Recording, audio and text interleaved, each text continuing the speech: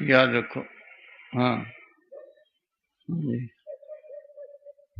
सिमरन कैसे करें? सिमरन पूरी तवज्जो से करने पर ही पूरा लाभ देता है। सिमरन के समय अपने ख्याल को इकट्ठा करके सूरत के निवास स्थान पर अर्थात दोनों आंखों के बीच में रखना चाहिए, परंतु यह ख्याल रहे कि माथे पर किसी प्रकार का दबाव या खिंचाव न पड़े और एक एक शब्द का सिमरन बड़े प्रेम से हो। कान उन शब्दों के सुनने तक महदूद सीमित हो। अपने कान ही उसको सुने और ना। हाँ हाँ। आम अनुभव में आया है कि जब सिमरन में बैठे हुए सतगुरु या उनके संतों के किसी दूसरे काम का ख्याल आ जाए जिसको कि मनुष्य परमार्थी काम ही समझता है, तो यह मन इस ख्याल के पैदा होते ही कहीं का कहीं निकल जाता है और देशों दिशाओं में बिखर जाता है। जिस तरह आग से धुआं निकलते ही चारों तरफ फैल जाता है और उसका पता ही नहीं चलता कि किधर चला गया। अगन धूम जो निकले देखत सबे बलाई, त्यो मन बिछड़ा राम स्यों दह दिस बिखर जाई।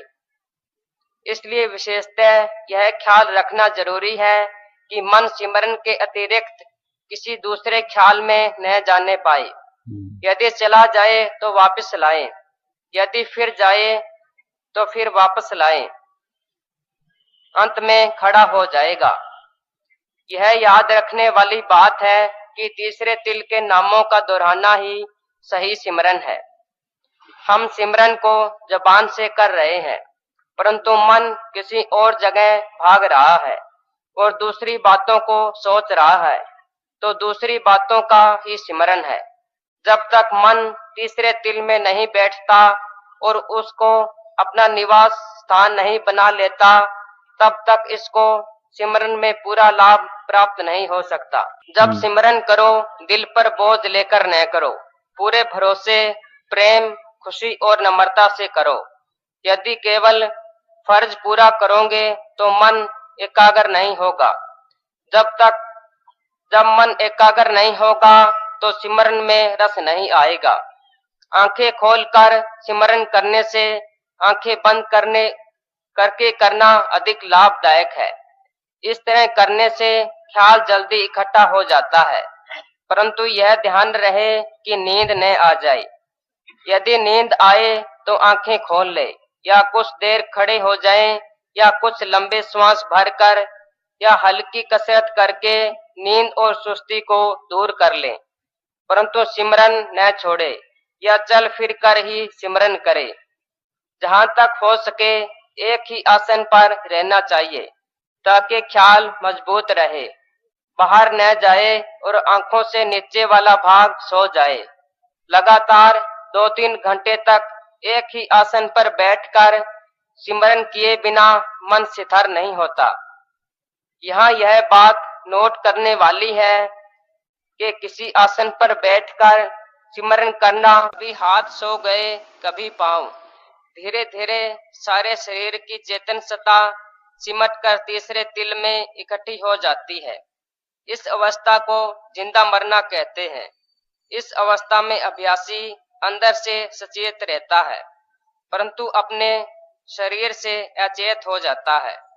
तब ऐसे अनुभव होता है कि जैसे यह शरीर हमारा नहीं और हम इससे अलग हैं।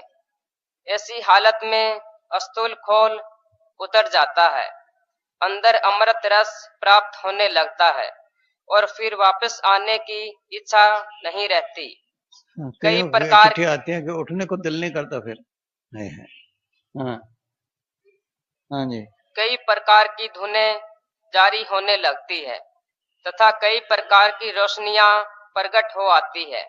तारा मंडल, सूरज मंडल और चांद मंडल नजर आते हैं। इससे आगे सतगुरु संतों के स्वरूप में, जिस स्वरूप में नाम दिया है, प्रकट होता है। इस जगह पर सिमरन का कोर्स समाप्त है।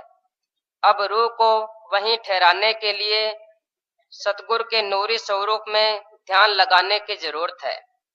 सफल मूर्त परसों संतन की ए ध्यान धरना। हम्म, अकाल मूर्त है सात संतन की, ठार नेकी ध्यान को। कई सतगुरु दफा के काल फकीरों का रूप धार के भी सिमरन न छोड़े, नकली वो भाग जाएगा, दूसरा बातें करेगा, गाइड करेगा, यहाँ तक सिमरन का फिर वो आप ही ले जाते हैं, आगे चलता है,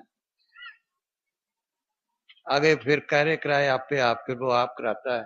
हाँ हाँ जी। सतगुरु के इस नूरी स्वरूप में ध्यान लगाने से उसका प्यार बढ़ता है, वहां ठहरने की ताकत मिलती है। यह अगली एकाग्रता के लिए सिमरन से ज्यादा सफल चीज है। यह स्वरूप सिख के साथ सदा अंग संग रहता है, अंदर बातें करता है, सही रास्ता दिखलाता है गुरु मेरे संग सदा है नाले पढ़ते हैं। हाँ हाँ जी। तथा सच्चे शब्द को पकड़वा कर अभ्यासी रूह को अपने निज घर पहुंचा देता है। बस। हाँ हाँ जी। हाँ जी, पर लगे रहो बस।